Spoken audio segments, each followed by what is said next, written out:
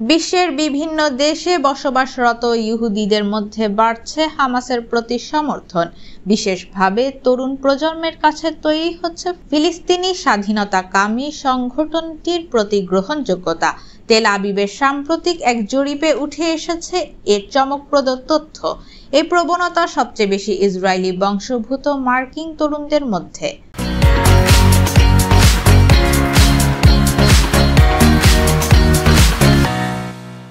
গাজায় তেল আবিবের নির্বিচারে হত্যাযজ্ঞের তীব্র নিন্দা এবং ফিলিস্তিনিদের প্রতি একাত্মতা জানিয়েছে তারা।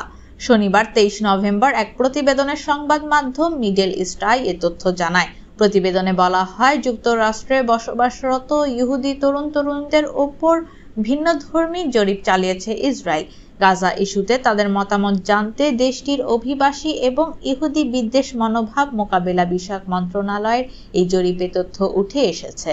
শুধু তাই নয়, ইসরায়েলি বংশোদ্ভূত 41.30% মার্কিন তরুণ মনে করে গাজায় গণহত্যা চালাচ্ছে তেল আবিব, যদিও বিশ্বের অন্য প্রান্তে এর পক্ষে মত দিচ্ছে 10%।